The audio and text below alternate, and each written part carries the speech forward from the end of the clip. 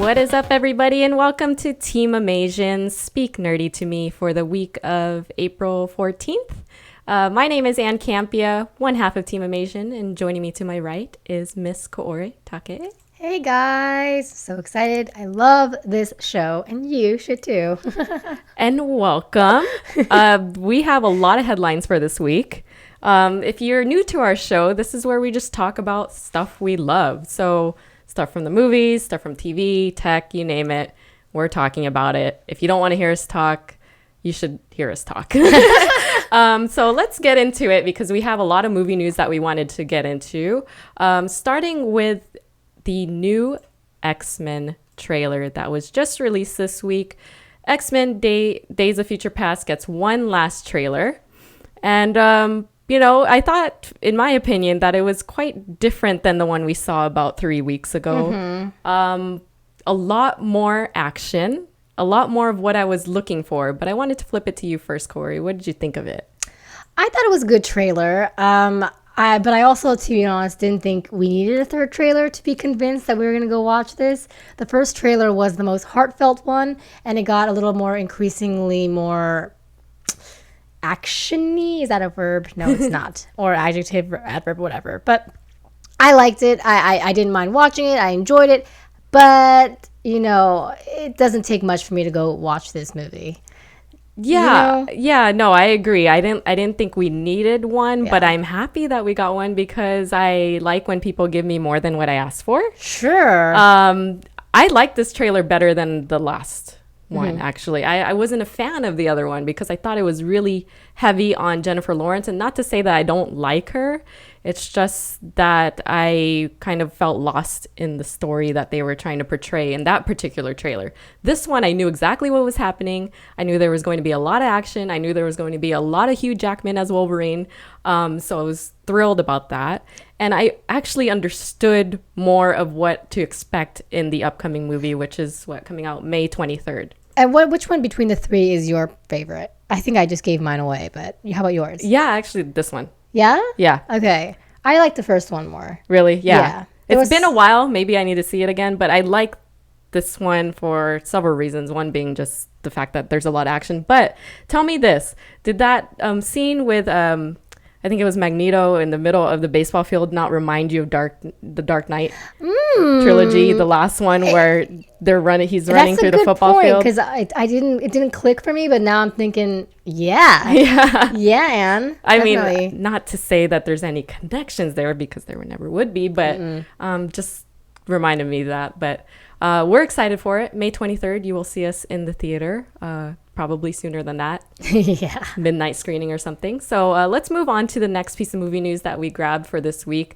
Hans Zimmer is said to be coming back to score the upcoming Man of Steel sequel. Now, for those of you who are not familiar with Hans Zimmer's work, where are you? You must be living in a cave because he composes everything. If it's not Hans Zimmer, it's John Williams. If it's not John Williams, there's a third one. I can't remember the third one. Hans Zimmer coming back, that is phenomenal news. Great news. He scores just such good music. It just fits everything so well. He's got such a talent and such an ear to understand what he needs to compose to make this go together with what movie. I'm happy. I'm just happy. Me too. I'm completely thrilled by that. I don't know why it would have even been a question whether he would be coming back or not. Maybe he had some conflicts, but I couldn't imagine this film without him. And it's funny because there are just some composers that are synonymous with their work. I mean, John Williams, obviously, Star Wars and Indiana Jones.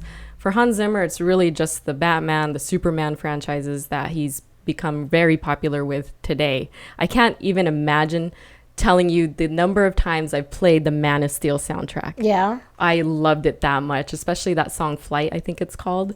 So good. Okay, yeah. So good. He's just great. And so I think both of us are excited. Very excited. I think when it comes to music, when it comes to movies and video games, it's so underrated how important that music is and how good and talented the composers can be. So Hans Zimmer, look him up if you haven't yet. Because, you should know him. You should know him. And if there's anything that's going to go right in this upcoming Man of Steel sequel, at least we know it's going to be the music in the movie. Yeah. Since everything else doesn't seem to be falling into place. It's kind of like a Final Fantasy game. When you play Final Fantasy, you know that it's getting increasingly worse. Well, maybe it's getting higher. Again, I haven't played in a while. But when Nobuo Matsuo was around, amazing music, amazing composition. Anyway, that's how I feel about Hans Zimmer and that video game. But awesome. So let's move on to the next piece of movie news. Now, we talked about this a few weeks ago in one of our Speak Nerdy to Me editions, and we were speculating what's happening to Fast 7 after Paul Walker's death. Now, unfortunately, obviously, it's such an awkward and uncomfortable thing to have to discuss, knowing that Paul Walker is now deceased and that there is a movie that people care so much about and are wondering what is the fate of this film. And so we talked about this in a previous Speak Nerdy to Me, that, you know, Paul Walker has shot a majority of the scenes for this film. He was almost done shooting. There were just a few scenes left, and there's speculation of, are they going to get another actor to play the role just to fill in the last few scenes? Are they going to completely cut out the character from the film? A lot of things that we didn't know, CGI, who knows? So this week we find out that, and I believe it was announced on the Facebook page for the Fast 7 film, that Paul Walker's two younger siblings, Cody and Caleb, are the ones that are going to fill in for Big Brother's role. And I think that's such a good idea. And I think they couldn't have thought of a better opportunity to give him a legacy and give him a tribute to have his blood fill in his role. And they all look alike. So I really like that. What a good idea. Yeah, I you know, for this movie and for everything that's happened, this is the perfect way to honor him, I think. I don't care if they're actors or not. For the scenes that they're filling in for, I think it's predominantly more of the action scenes, probably a lot of the driving or whatever. So for that reason, and just to honor Paul Walker's memory, I think it's a great thing to do. It was a smart move. It was a great idea. And I'm very happy that they didn't just nix Paul Walker's character altogether. So I think this was the best option. Yeah. Smart move. And I think a lot more people are going to be excited about this film, knowing that this is the way it's going to go. Yep. And I think a lot of people are going to be excited because this is the last Fast and Furious with Paul Walker in it. So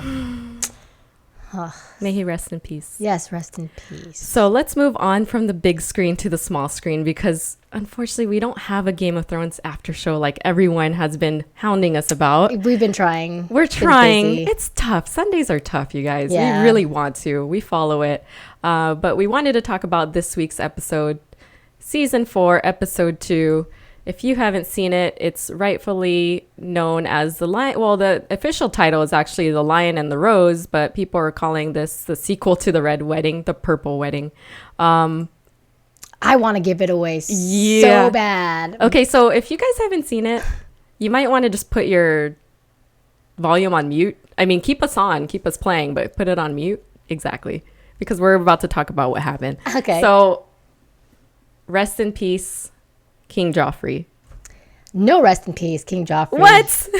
You burn, baby. What? Am I the old? I'm like the 1% of the Game of Thrones population that actually is a big fan of this character and was very sad to see him go like that. Look, he had to go because he was an evil king, and it just had to go down that way. I'm surprised that it happened this soon in the season, but once I knew that the wedding was going to happen, it was going to happen. I read the book, so you guys will be interested if you happen to know who ends up doing it. But it's kind of obvious. Okay. Do you have any inkling who it might be? Yes. I'm going to take some guesses, and I'm going to leave the camera on Kaori's face. And I'm going to just be like... And she's going to, in her facial expression, tell me if I'm correct. Because I... Do you really want me to tell you if you're correct? Maybe she will blink twice if I'm correct.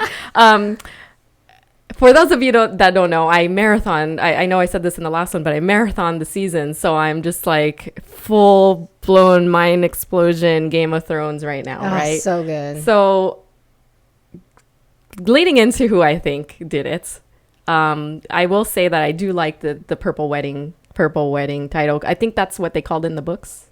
Yes. Okay, so I actually thought... God, I don't remember. It's been a while. Okay, sorry. Well, I just thought maybe they called it that because he was so purple at the end of the episode. I don't know. Well, they called the red wedding, so they probably had to do a purple wedding. I think George Martin has a real problem with weddings.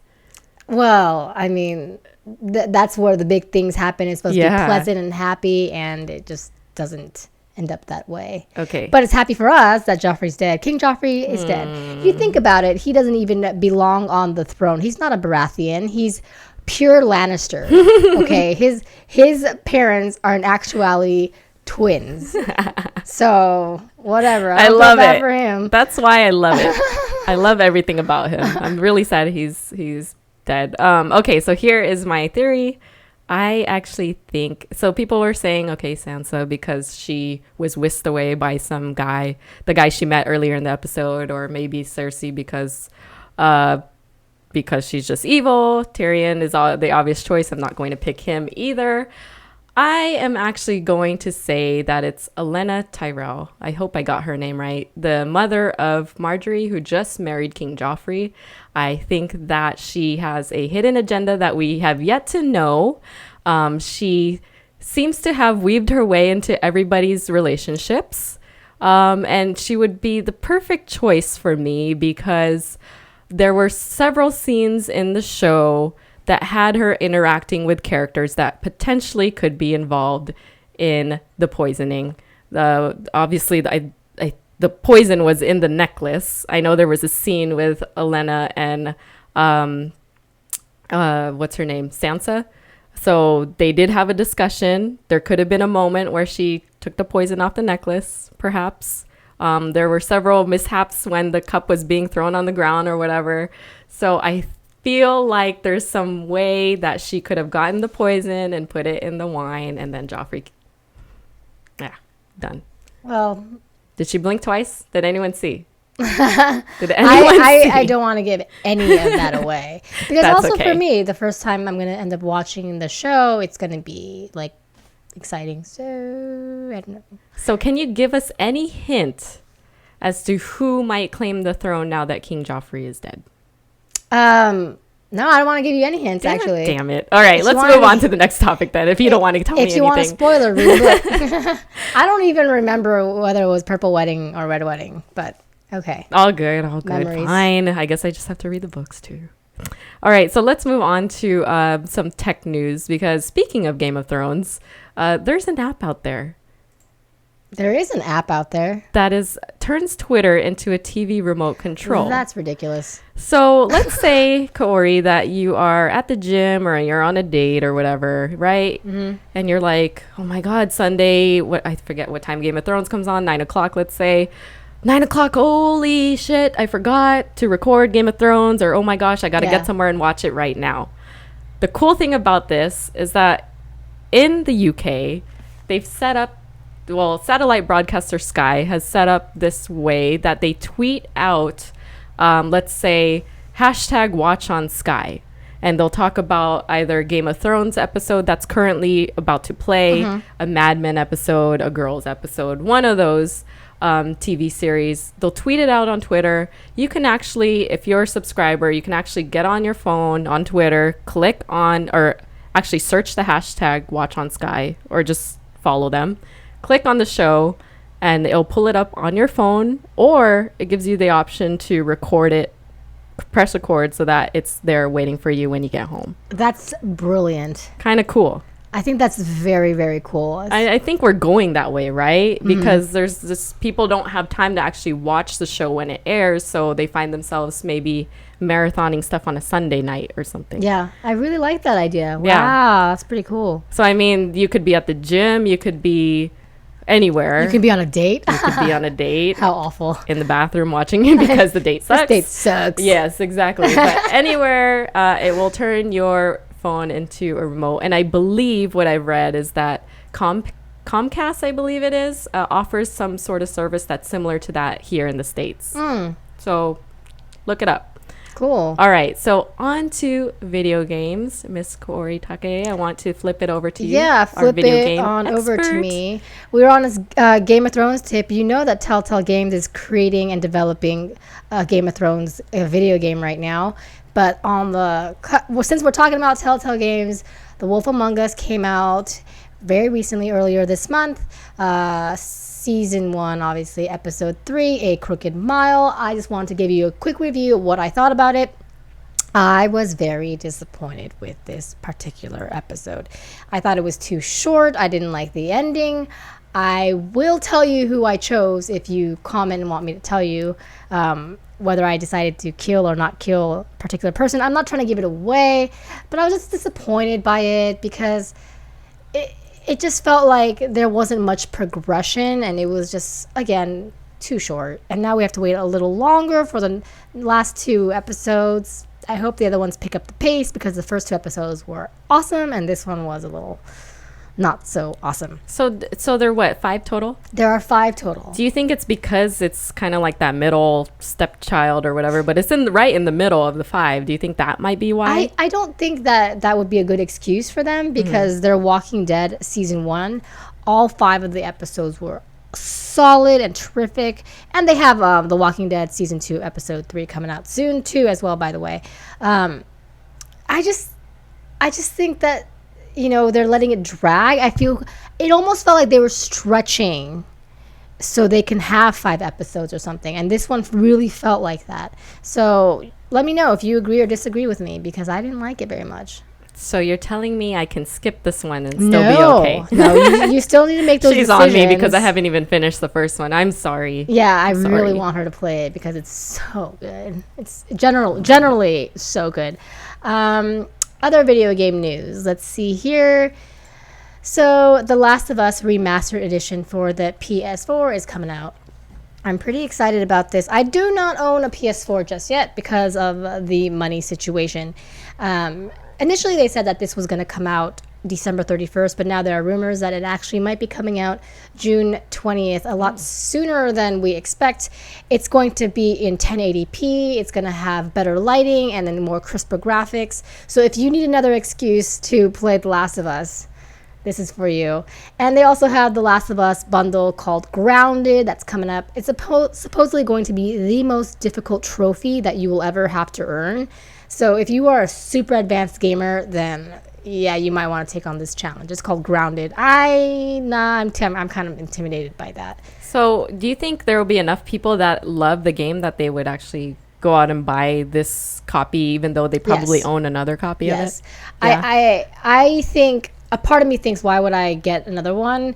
But I think people who love The Last of Us, which are a shit ton of people, want to have that experience again of playing The Last of Us because it's just such a good game. The storyline, the characters, the heart, everything. And especially since they've elevated the gameplay, it's a perfect excuse. And yeah, it's going to be $60. It's the same price that the original one costed, but it'll be worth it.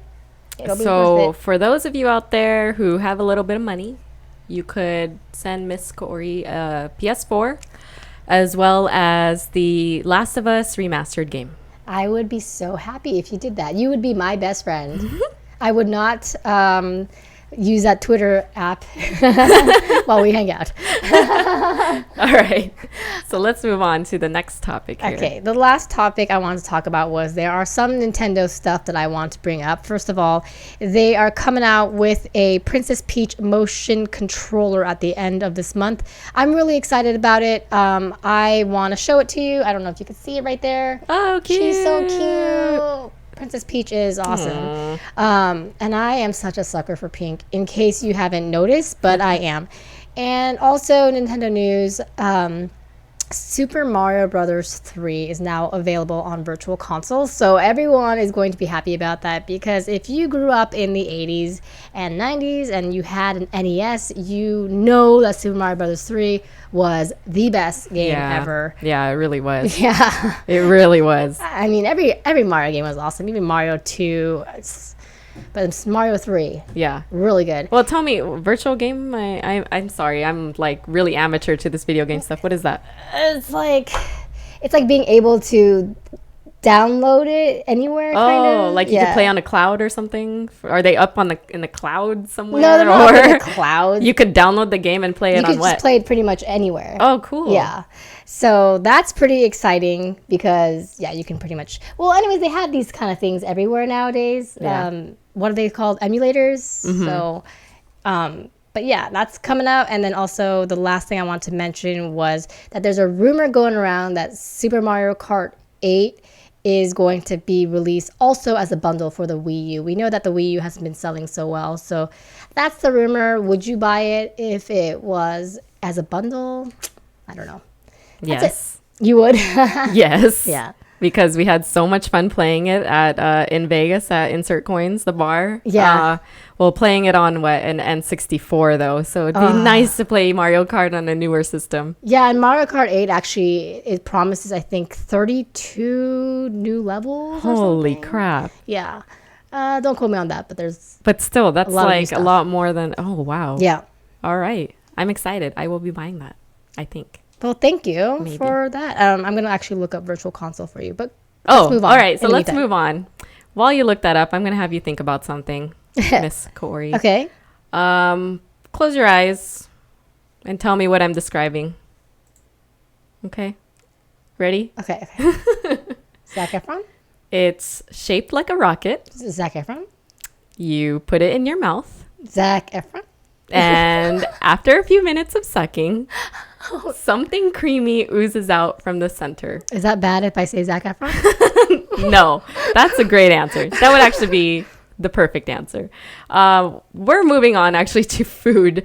There is a really phallic that's a looking. fallacious... Yes.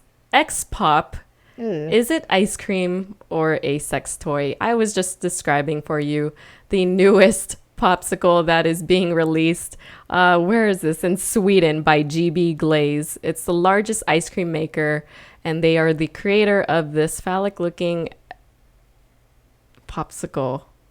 They say it's a rocket. All I gotta say is I hope not Zac Efron. The funny thing about this is that when you, it's true. I mean, exactly what I described. When you suck on it, there's like, I think like pop rock at the end of it.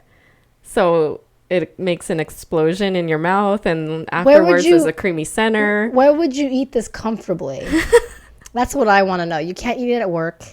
You can't eat it when your parents are over. That's just weird. I can't even imagine giving my child if I had one. I know. Here you go. Here, eat. Ugh. Yeah. Or, John, do you want a X-Pop? It's bizarre. And I was reading this article, and I think the company doesn't even acknowledge that it looks like that, even though everybody else is saying, yes, that's a wiener. Yeah. That looks like a wiener. All right. So I have my virtual game thing because I think I really gave you a rough explanation of it. tell me. But, okay. It's specialized section of the Wii Shop channel and Nintendo eShop. So online services allows players to purchase and download the games on the Nintendo Wii and Wii U home gaming consoles and the Nintendo 3DS gaming console. Oh, that's cool. Okay, Yeah, so so- you do have to have the console, which that makes a lot of sense. 'cause But it's you can like, get where an are you playing? emulator. But we wouldn't really, that's me being bad because emulators are kind of legal, but we'll do it. She doesn't know where to get it, I promise. But yeah, I actually have both the Wii U and 3DS, and I want Anne to come over and play my Wii U because the Wii U is so lonely when you play by yourself. I think, So yeah, lonely. those consoles are built for you to be in a group setting, Yeah, right? the Wii U definitely. The Yeah. 3DS, no. Right. I play that in my bed at night like a creeper. No one's gonna fault you for that. I'm sure there's a lot of guys out there that are like, yes, I don't she's know. the best. There would be days I might give up sex for some 3DS action. You heard it, you guys. Sorry. You heard it. All right, so let's move on to we got a hate this week, and we were throwing around some ideas about a hate of the week. We have a and lot actually. We do have a lot. We might need to just do a whole edition of Speak Nerdy where it's just everything we hate on. This came to me as we were having this conversation of what should we talk about this week, and for this week it is wearing Ugg boots with a skirt. I'll start with this because we might have a little bit of a different perspective on this because I actually own a pair of Ugg. They're like the generic bear paw, but the same thing, same concept. It's just a little bit cheaper. I own a pair of these boots. However, I will say that I would never wear it with a skirt. I feel like the boots for me are meant for when I'm in cold weather. I brought them to Canada when John and I were there this Christmas, and they worked perfectly. They kept me warm, and they find them comfortable. Now, when a girl decides to wear the boots with a skirt, I have a problem with it because it confuses me. It makes me think that they have two different body temperatures. Their feet are a different temperature than the rest of their body. That's what I think when I see that picture that we pulled up of the skirt with the Ugg boots. I mean, Kaori, what do you think? You know what I think about Uggs. I think Uggs are fugs. Okay, they're just not. I'm sorry, ladies, man. Especially when you're living in a city like California or it's hot weather. Why are you wearing a mini skirt with Uggs? And the crazy thing most of the time it is that generic picture right there. It's jean skirt and Uggs. I know. It's not a good look. I was surprised that Anne owned Uggs. I don't like Uggs, period. I'll tell you the truth. I actually just got those last Christmas. John bought them for me. Oh, okay. Now I so know why it's you got very, Uggs. very recent purchase. I think I can't remember. We were going somewhere and I was like, yes, I think those boots will work perfectly. But the thing about Uggs though is, this is really weird, but my ex-boyfriend had a pair of slip-on Uggs and I've tried them on and they're really comfortable. They are very comfortable and warm. Yeah, it's hard because for the longest time I was like, Uggs are so stupid. Like, I don't understand. So stupid. And expensive. Yeah. Well, they're really lamb's wool or something, right? Well, yes, the actual Uggs. Yeah. So of course I bought the knockoffs because I'm not going to spend they look like Uggs. $50 or whatever it is. I thought yours were Uggs. Thank you. Bear Paw, you do a great job. But Anne looks really cute in her Uggs, actually. It's not terrible, but I would never do it with the skirt and the Uggs thing. And for the longest time when the Uggs came out, that was all I saw at school on campus was girls with these jean skirts, especially the jean skirts. Yeah, it's a jean skirt thing. For whatever reason, they thought the jean skirt was going to work with the brown pair of Uggs. Like suddenly the Uggs are going to keep you warm? Well, I guess they do, but then you're wearing you have all that space. Is she cold? Yeah, it's not a good look. Is she cold? All right, so let's move on to the dating question of the week because I particularly like this one. I think Kaori picked this one out. It is, would you date someone if your parents, family, friends didn't approve? Kaori, let's start with you. Yeah, I would. I think that's kind of what I've been going through. Oh, yeah? I think that... I mean, from the beginning? No, not from the beginning. Okay. I think that... Oh, well, if you start... You go first. Let me try. Okay, so my longest relationship, unfortunately, for almost the whole duration of it, my parents did not approve of him. It was very difficult because at the time I was like 18 or something, so I was in that rebellious, like I don't want to listen to my parents, I don't understand why they don't like him. In my mind, yes, I'm dating him, but then it started to get convoluted because I thought, am I dating him because I'm rebelling against my parents? Really? You thought that much? Yeah. Wow. Or am I dating him? Well, I knew I loved him at the time. But it just started to get really weird and I was confused about it for quite some time. I didn't understand why my parents wouldn't like this guy. My friends also, as nice as they are, never brought it up to me that he was just okay for me until after the fact. I like how that happens. Like, you're together and they're not going to say a word because they're your friends, of course. But then after the fact, they're like, actually, yeah, we're glad you broke up with him. Yeah, you're like, what? He wasn't that great. And then you hear all the stuff that they were thinking that they were just holding in until this happened. So if you asked me when I was 18, I would say yes, I would do it. If you ask me now, at some point it clicked that yes, it means the world to have your parents, your family, your friends, everybody approve of this person because they're in your life. Yeah. I think the thing with that is your friends and your family, people who love you, want to see you happy. So for the most part, oftentimes when it's at a neutral state, they're not going to say anything negative. But if they see it really bad and they're concerned, that's a huge red flag. Mm-hmm. That means that they notice how unhappy and how stumbling you have become. So heed their warning. And I think at the end of the day, you are going to make your own decision, but take note that your family and friends, for the most part, unless you have a special situation, love you and see something that you might not be able to see because you're stuck or in this relationship. And take to heart that they might be doing this because they care, you know? Yeah. So, yeah. Yeah, it sucks, but It's tough. It's tough. It's It very really tough. is. And you know, like oftentimes, sometimes you know that this person might not be the best for you. And you talk to your friends about it, and your friends still kind of try to stay neutral. Mm-hmm. And that's when you know, like, you know? Yeah, they're probably thinking something else, but they're saying, yeah, that's fine. He's great. Yeah. And it's tough it takes a lot for a friend or family to say something negative about the person you're dating because they know you care about that person and they don't want to be like that. So if they are expressing something, they're really concerned. Mm-hmm. So just think about that. Yeah. Good point. So good luck to all of you out there who might be in that situation because we both know how hard that is. Yeah, we've been there. Yep. So all right. So on to more dating news, and I really hate that we have to talk about this topic. On to Zac Efron news. BS. It is being rumored that he is dating his Neighbors co-star Halston Sage. What the fuck kind of name is that? Is the first thing I thought. Why is her name in caps in that lower third? Okay. Because I want people to see how weird her name is and how much hate is going to come out in this topic right now. Right away. I'm ready for it. So let's just say that they've been spotted at, I think it was a Lakers game or something. He's 26, she's 20, and it's the appropriate timing to bring up that he's dating somebody, especially since the movie is coming out in just a few weeks.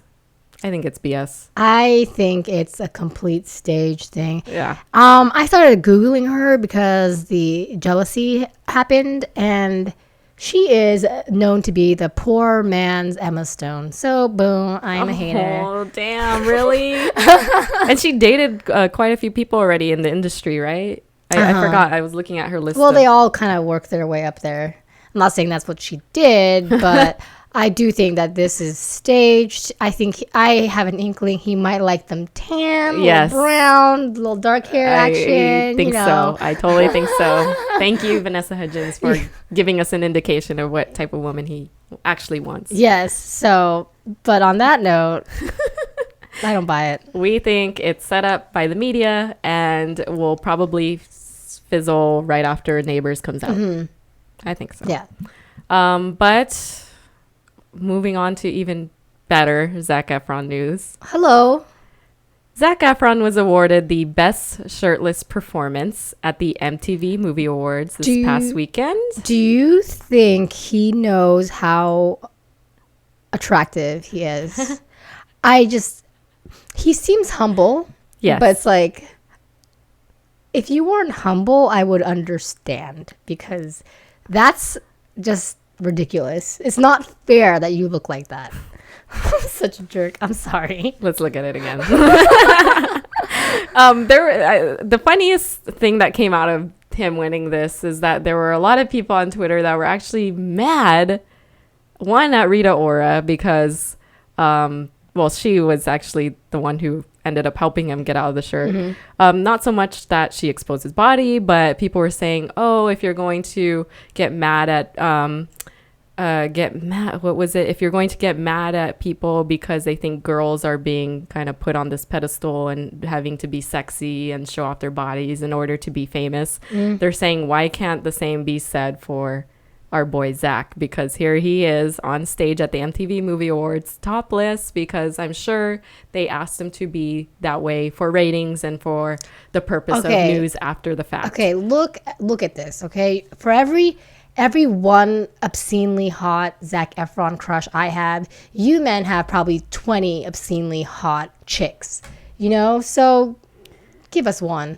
or two. We can objectify Zach, right? It's okay. I mean, that's what he's there for. He knows it. I think he has brains too. It's fine. No, he definitely has brains, especially since he likes them brown. But no, honestly, though, you watch him interview, and Yeah. he's a smart guy, and he's not. I feel that sometimes I forget that he's also a talented guy. And I want to make that note that he's not just a good-looking guy, but he's also talented. And sometimes when someone's obscenely attractive, people tend to forget that this person also is a talented actor. And he is a talented actor. Mm-hmm. He's a talented singer as well. So let's not forget that he's the package. So, and I'm not just saying that. That was a good point, my friend. Thank you. Very good point. So we are going to leave you with one last look. Oh, thank you so much.